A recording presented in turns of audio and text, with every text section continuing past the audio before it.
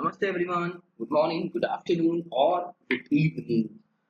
तो भाई आज हम लोग हमारे टैक्सेशन के जो लास्ट लेसन है that is deductions from gross total income उसके बारे में डिस्कशंस करेंगे और समझने की कोशिश करेंगे कि भाई ये लेसन आपको कहाँ पे कैसे यूज होने वाला है।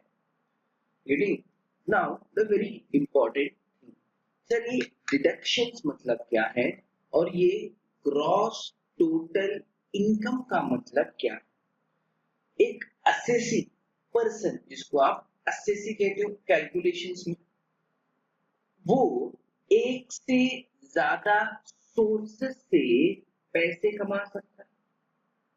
मतलब कोई पर्सन या कोई असेसी सैलरी इनकम भी कमा सकता है, इनकम फ्रॉम अदर सोर्सेस भी कमा सकता है, हाउस प्रॉपर्टी इनकम भी कमा सकता है, एक ही साल में सारे इनकम को कमा सकता है। तो जब हम ये सारे इनकम का कैलकुलेशन करते हैं इन टोटल और जो आपको अमाउंट आता है लास्ट में, उसी को हम कहते हैं ग्रॉस टोटल इनकम। मैंने प्रीवियस ईयर 1920 में सैलरी से भी इनकम कमाया, बिजनेस से भी इनकम कमाया, अदर सोर्सेस से भी इनकम कमाया। जब मैं इन तीनों को ऐड करके अपना total amount total income identify करता हूँ ना, उसी टोटल इनकम को हम कहते हैं ग्रॉस टोटल इनकम। तो टैक्स भरने आएगा मुझे किस पे? टोटल इनकम पे। और टू बी वेरी ऑनेस्ट, हम में से कोई भी ये नहीं चाहता कि भाई टैक्स ज्यादा से ज्यादा भरे। हर कोई यही एज्यूम करके चलता है कि भाई टैक्स उस भरने को कम से कम आए। तो रास्ता क्या है टैक्स को कम करने का? रास्ता क्या है? वो रास्ता है डिडक्शंस। किसका? डिडक्शंस का। मतलब आप जो डिडक्शन वाला लेसन का इफेक्ट है वो ग्रॉस टोटल इनकम के बाद देते हो। इसके बाद देते हो ग्रॉस टोटल इनकम के कैलकुलेशंस के बाद आप डिडक्शंस वाले लेसन का इफेक्ट दोगे। डिडक्शंस क्या होता है? ये आपकी ग्रॉस टोटल इनकम में से लेस होता है। मतलब हम ये सीखेंगे कि क्या-क्या चीजों को आप आपके ग्रॉस टोटल इनकम में से लेस कर सकते हो in the name of investment और in the name of expenses और एनी अदर थिंग। गेटिंग? तो एक चीज अपने दिमाग में क्लियर करो, डिडक्शन वाले लेसन का इफेक्ट सबसे लास्ट में आता है after calculation of your gross total income. Clear है? मीनिंग खाली मैंने बताया। तो ये डिडक्शंस के बारे में chapter 6A of income tax act में एक्सप्रेस किया गया है। Chapter 6A of Income Tax Act defines about your deductions. Okay, तो इसमें आपके लिए सेक्शन 80 से लेके सेक्शन 80C से लेके 80U तक जो भी डिडक्शंस हैं उसकी कुछ डिडक्शंस को आपको बताया गया है। वैसे तो बहुत सारे डिडक्शंस है लेकिन आपके सिलेबस के लिए इनके सिर्फ 6 ही डिडक्शंस के लिस्ट को अलाउ किया गया है पढ़ने के लिए। तो आप सिर्फ 6 डिडक्शंस के बारे में पढ़ोगे जो कि स्टार्ट होता है 80C पे और खत्म होता है 80U पे। लेकिन मैंने आपको ब्रीफिंग के लिए पहले यहाँ पे नोट्स बना के दिया। ये देखो, ये 6 वो सेक्शंस हैं जिसके डिडक्शंस क्लेम करना अलाउड है एज पर सेक्शन 80। 80 के अंदर सेक्शन है 80C, 80D, 80DD, 80E, 80TTA, 80U। Getting a note? Now, the thing is, अभी हम हर एक सेक्शन को अच्छे से समझने की कोशिश करते हैं। सेक्शन तो सेक्शन यहाँ पे सेक्शन नंबर के साथ में आपको इसको याद रखना है, क्योंकि एग्जाम्स में एमसीक्यू पैटर्न में या किसी में भी डिडक्शंस इंपॉर्टेंट रहेंगे, जहां पर आपको सेक्शन नंबर का रेफरेंस भी देना रहेगा विदाउट पे। तो आपको यहाँ पे सेक्शन नंबर्स अच्छे से याद कर लेने हैं। क्लियर है? नाउ आगे बढ़ते। सेक्शन पहला जो हम पढ़ने जा रहे हैं उसका नाम है सेक्शन 80C एंड 80CCC। ये सेक्शन बात करता है deduction in respect of saving और इन्वेस्टमेंट। मतलब अगर आप कुछ पैसे का बचत कर रहे हो या इन्वेस्टमेंट कर रहे हो इन दिए गए स्पेसिफाइड चीजों में, तो आपको सेक्शन 80C के अनुसार डिडक्शन क्लेम करना अलाउड होगा आपके ग्रॉस टोटल इनकम से। मतलब यही वाले इन्वेस्टमेंट को करने पर आपको अलाउड होगा डिडक्शंस, अदरवाइज नहीं। ठीक है नॉट? क्यों सर? डिडक्शंस अलाउ होना जरूरी है ना, क्लेम करना जरूरी है डिडक्शन को। क्यों? क्योंकि आप अपने ग्रॉस टोटल इनकम को कम करने की कोशिश करोगे ना, क्योंकि जितना कम ग्रॉस टोटल इनकम, जितना कम टैक्सेबल इनकम बचेगा, उतना टैक्स भी तो भरने को कम आएगा। गेटिंग है नॉट?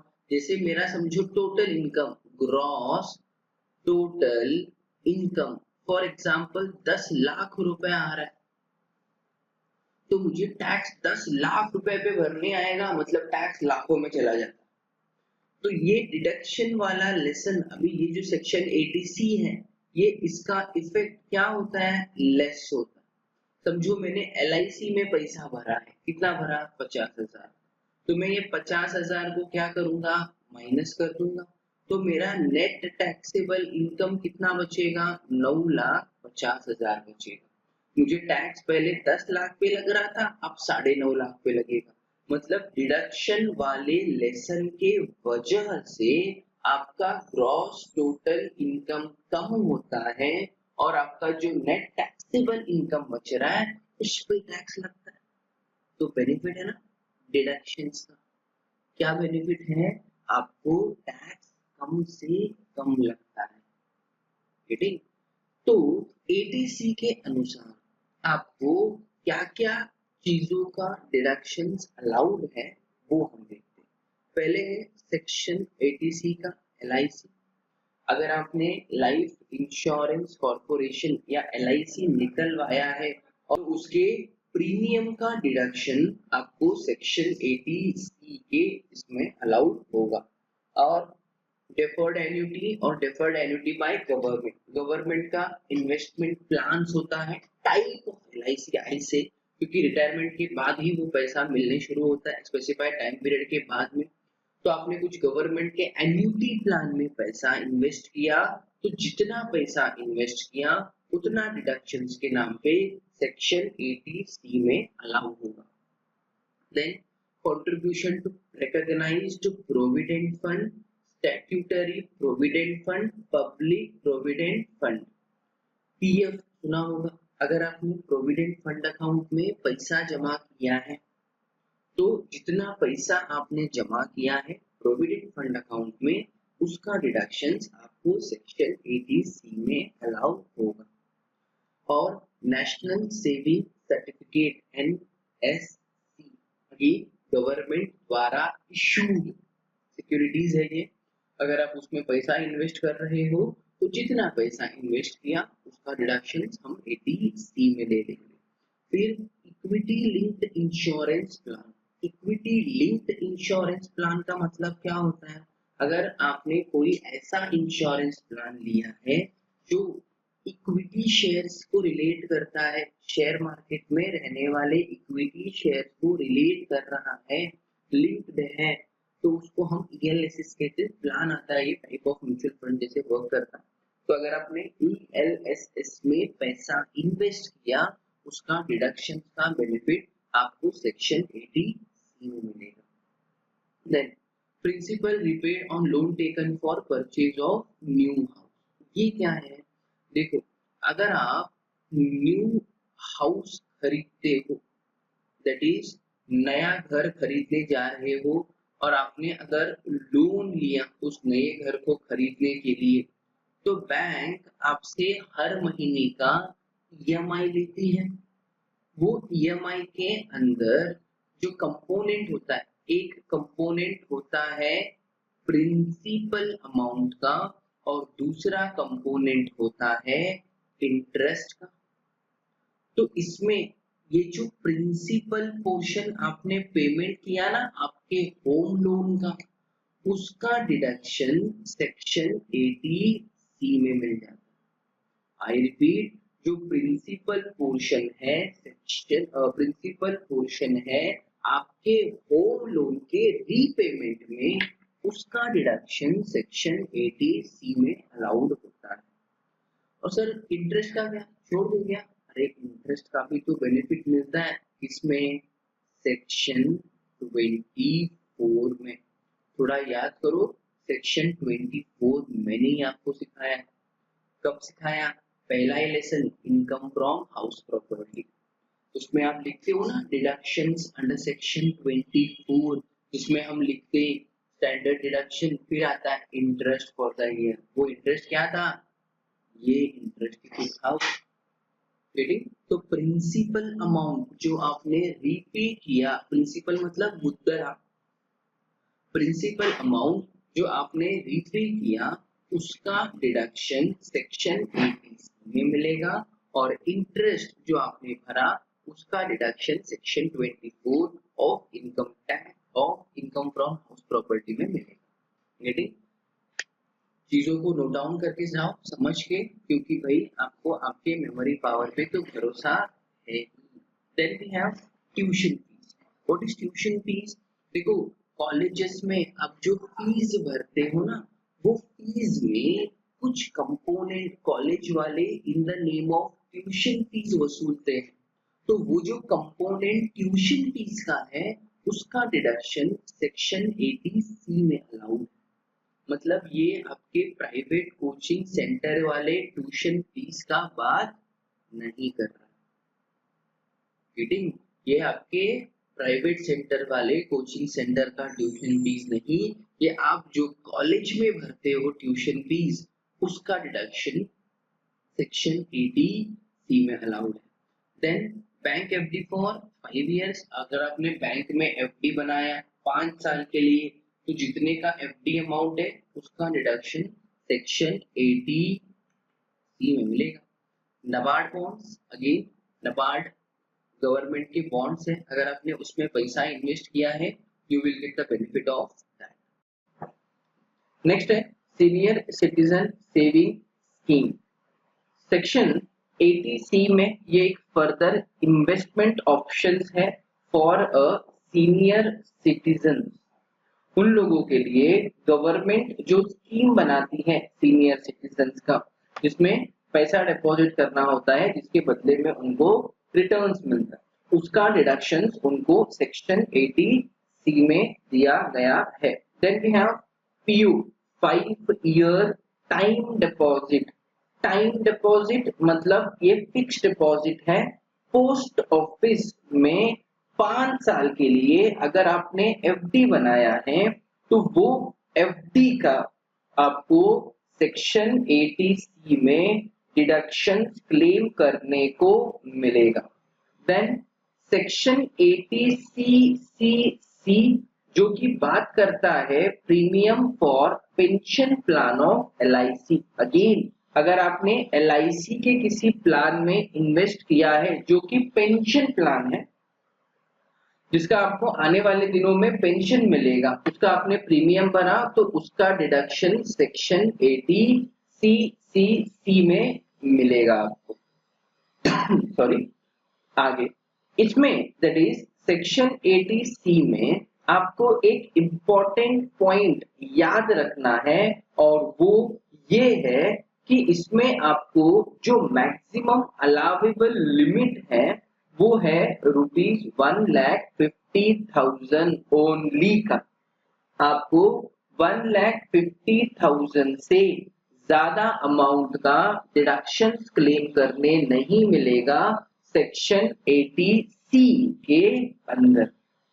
मतलब क्या इसका, समझो मैंने LIC में पैसा भरा 80,000 रुपीज का, PF में पैसा भरा अगेन 80,000 रुपीज का, और मेरा ट्यूशन फीस का डिडक्शन मुझे 20,000 का मिलता, मतलब ट्यूशन फीस मैंने 20,000 भरा, तो ये टोटल कितना हो रहा है, देखो 80 + 80 160 + 20 180। तो आपको डिडक्शंस कितना मिलेगा ये केस में, it will be limited to ₹1,50,000। मतलब आप 1.5 लाख के ऊपर जितना भी इन्वेस्टमेंट करो, लेकिन आपको जो अमाउंट अलाउड होगा as deduction that will be ₹1,80,000 only.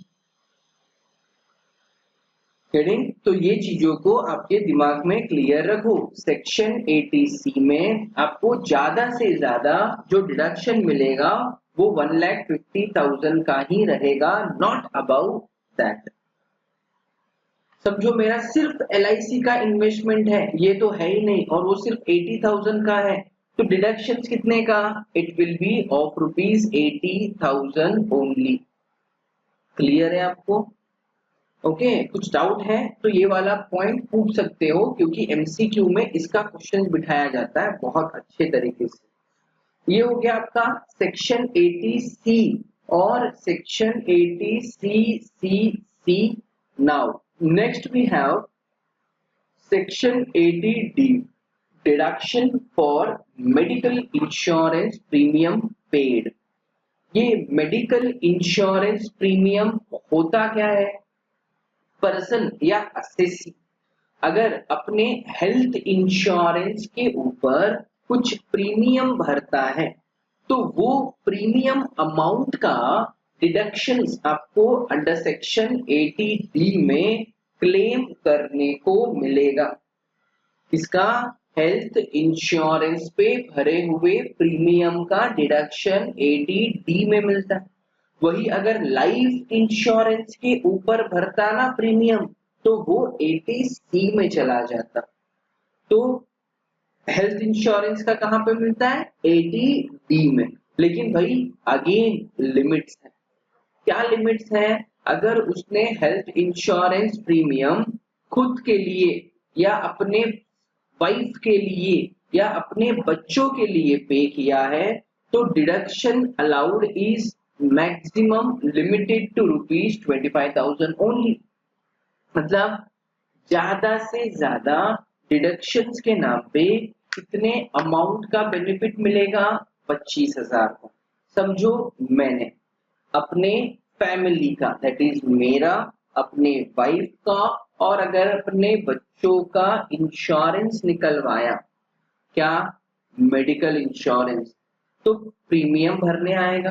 समझो प्रीमियम मुझे भरने आया 30,000 रुपए का, तो डिडक्शन क्या मैं पूरा 30,000 माइनस करना अलाउड है क्या 80D में, आंसर इज नो। आप मैक्सिमम कितना माइनस कर सकते हो, 25,000 रुपीज ओनली।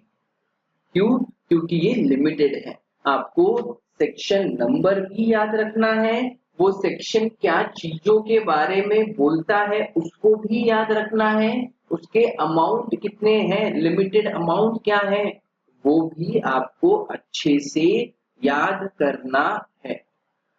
ठीक है, अगर समझो प्रीमियम सिर्फ 20,000 भरता तो डिडक्शन कितने का मिलता, 20,000 का ही मिलता। तब आप जबरदस्ती का 25 नहीं दे सकते, जितना पे किया उतना। अगर 25,000 से कम पेड है तो जितना पेड है उतने का डिडक्शन। अगर 25,000 से ज्यादा प्रीमियम पेड है तो आपको देखना है कि मैक्सिमम अलावेबल डिडक्शन को 25,000 पे रोक देना है। डन। समझो, ये तो भाई हेल्थ इंश्योरेंस खुद का अपने बीवी बच्चों का बात किया, पेरेंट्स भी तो है। अगर समझो एसएससी ने अपने पेरेंट्स का भी भरा, क्या हेल्थ इंश्योरेंस का प्रीमियम उसने अगर अपने पेरेंट्स का भी भरा, तो उन पेरेंट्स का भी जो डिडक्शन अलाउड है that will B ₹25,000। Okay, parents के नाम पे 25,000 का डिडक्शन अलाउड है, खुद के नाम पे भी 25,000 तक का डिडक्शन अलाउड है। अगर समझो यही बात, ये जो हम प्रीमियम की बात कर रहे हैं, ये सीनियर सिटीजन के लिए पेड है। मतलब समझो मैं खुद 60 साल से ज्यादा हूँ तो मैं सीनियर सिटीजन हूँ, मेरे पेरेंट्स 60 ईयर से ज्यादा है तो सीनियर सिटीजन है। तो अगर सीनियर सिटीजन के लिए आपने हेल्थ इंश्योरेंस का प्रीमियम भरा है, तो आपको एडिशनल 25,000 रुपीज का डिडक्शन क्लेम करने को मिलेगा। मतलब एडिशनल मतलब क्या, ये 25 तो मिल ही रहा है, साथ में ये 25 मिलेगा। मतलब सीनियर सिटीजन को जो 80D का डिडक्शन अलाउड है वो टोटल 50,000 है। 25 नॉर्मल और 25 additional, total deductions allowed under section 80D for senior citizen is ₹50,000. Repeat, maximum deduction allowed for senior citizen as per section 80D is ₹50,000. रट लो। आगे, medical insurance paid in cash is not allowed as deduction. मतलब अगर आपने premium cash में भर दिया तो डिडक्शन क्लेम करना अलाउड नहीं, ना 25 का, ना 50 का, ना कोई अमाउंट का। मतलब प्रीमियम हमेशा आपको चेक के द्वारा ही भरना रहेगा। क्लियर है आपको? अब हम बात करते हैं सेक्शन 80DD का। इसका सेक्शन 80DD का। नाउ सेक्शन 80DD किसके बारे में बात करता है? अगर एसएससी के ऊपर कोई एक ऐसा पर्सन अपने लिवलीहुड दैट इज जीने के लिए डिपेंड करता है जो कि हैंडीकैप है, मतलब अगर कोई हैंडीकैप्ड पर्सन एसएससी के ऊपर डिपेंड है तो एसएससी को उस हैंडीकैप पर्सन के नाम पे डिडक्शन क्लेम करने मिलेगा as per the given percentage and amount. मतलब समझो मैं I am myself SSC जिसका आप इनकम कैलकुलेट करने वाले हो, तो मैं एसएससी हूँ। समझो मेरा कोई क्लोज रिलेटिव है जो हैंडीकैप है, जो मेरे पे ही डिपेंड करता है, तो उसका उस हैंडीकैप पर्सन का डिडक्शन मुझे अपने इनकम टैक्स रिटर्न्स में क्लेम करने को मिलेगा। सर कितना? अगर समझो पर्सन 80% से ज्यादा हैंडीकैप है, मतलब जो मेरे ऊपर डिपेंडेंट है ना वो 80% से भी ज्यादा हैंडीकैप है, तो डिडक्शन कितने का मिलेगा? Deduction will be of ₹1,25,000। Flat deduction कहते हैं हम इसको, क्या कहते हैं? Flat deduction. कब?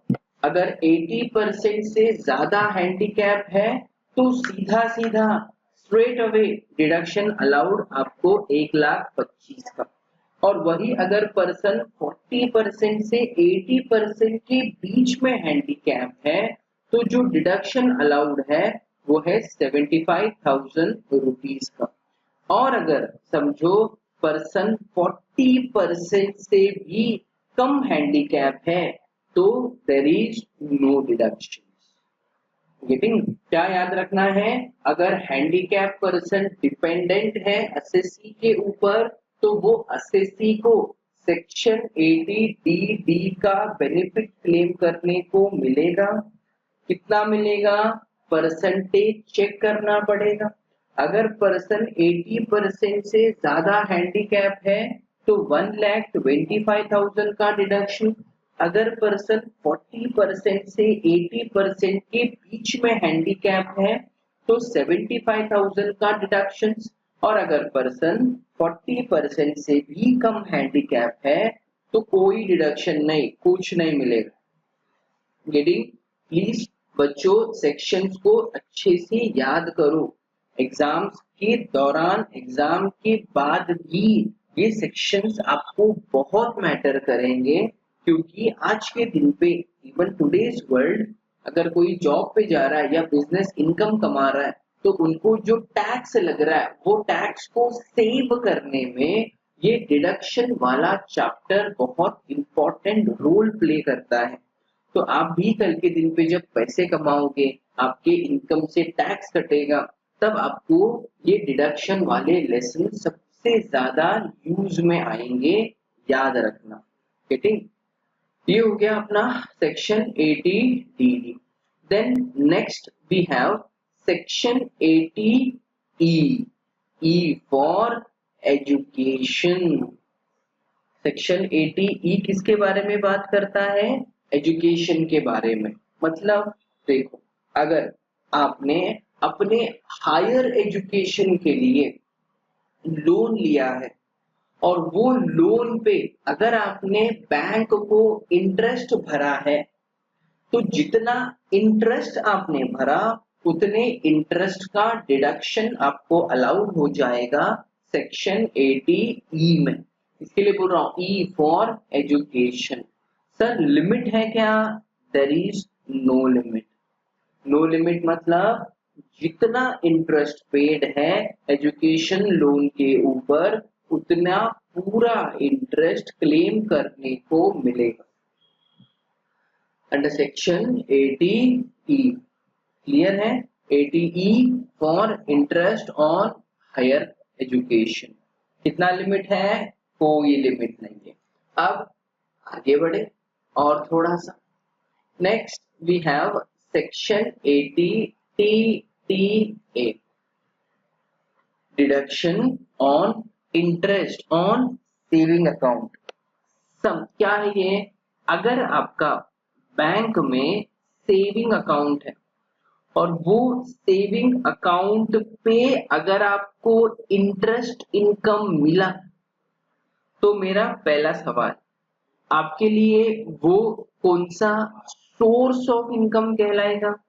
आप कहोगे ना बैंक से मिला हुआ इंटरेस्ट आपके लिए इनकम फ्रॉम अदर सोर्सेस होता है। क्या होता है? इनकम फ्रॉम अदर सोर्सेस होता है। तो आप एक एंट्री कर दोगे income from other sources interest on saving account.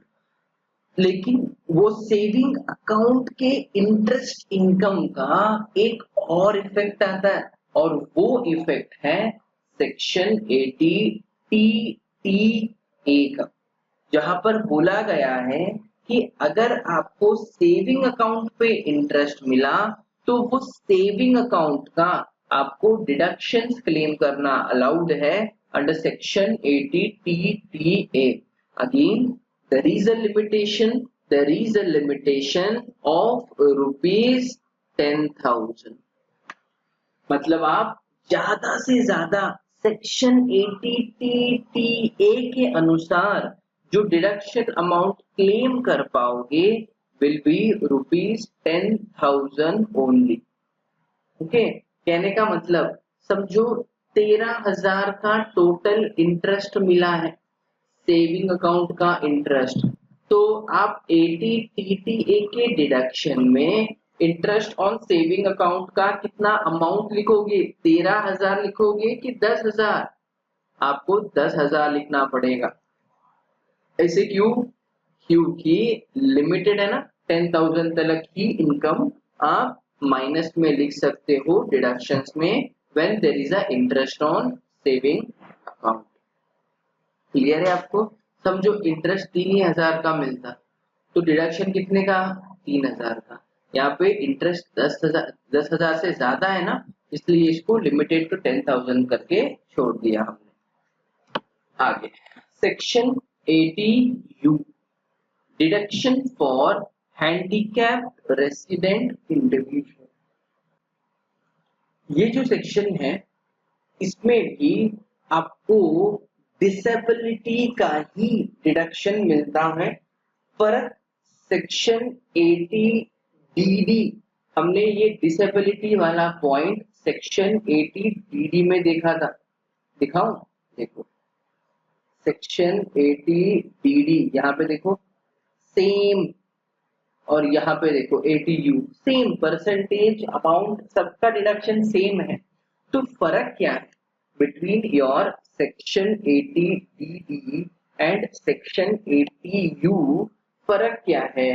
Section 80DD dependent handicap के लिए था कि अगर कोई पर्सन डिपेंड करता है तो डीडी डिपेंड डीडी, और अगर पर्सन खुद ही हैंडीकैप है, जो असेसी है अगर वो खुद ही हैंडीकैप है तो उसको बेनिफिट नहीं क्या मिलेगा ना? किसमें मिलेगा? सेक्शन 80U में मिलेगा। तो सेक्शन 80DD डिपेंडेंट पर्सन के लिए था और सेक्शन 80U खुद के लिए था। यू योरसेल्फ, मतलब जो पर्सन जिसका आप इनकम गिन रहे हो, जिसको हम असेसी कहते हैं, अगर वो खुद हैंडीकैप है तो आपको सेक्शन 80U का इस्तेमाल करना है। परसेंटेज अमाउंट सब कुछ सेम। जैसे कि अगर समझो पर्सन 80% से ज्यादा हैंडीकैप है, 80% से ज्यादा डिसेबल है, तो डिडक्शन कितने का? Of rupees 1,25,000। और अगर पर्सन 40% से 80% के बीच में हैंडीकैप है तो डिडक्शन कितने का? 75 का। 40% से कम हैंडीकैप है तो डिडक्शन कितना? No deduction. अब कुछ लोगों के जहन में, दिमाग में सवाल उठा रहेगा, सर हमको कैसे पता चलेगा कि वो पर्सन हैंडीकैप कितना परसेंटेज है? सर्टिफिकेट लगता है, उसके पास रहने वाले मेडिकल सर्टिफिकेट के ऊपर डिटरमाइन किया जाता है कि पर्सन कितना परसेंट हैंडीकैप है। डन। तो ये 6 सेक्शंस आपको आपके सिलेबस में एप्लीकेबल हैं। प्लीज अच्छे से सेक्शन नंबर, सेक्शन के बारे में और उसके लिमिट्स के बारे में अच्छे से पढ़ लेना। It's highly important. Getting? It's highly important. तो आपको अगर कोई डाउट है तो प्लीज मेरे से आप पूछ सकते हो फोन या मैसेज पे any time. Getting? But things को क्लियर रखो, that is important for you. चलो, तो ये नोट्स मैं आपको शेयर करता हूँ आपके ग्रुप में, प्लीज गो थ्रू कर लेना। Thank you very much deductions वाले लेसन को सुनने के लिए। आगे ग्रॉस टोटल इनकम का कुछ सम्स कराऊंगा। ओके, चलो, thank you very much, bye bye.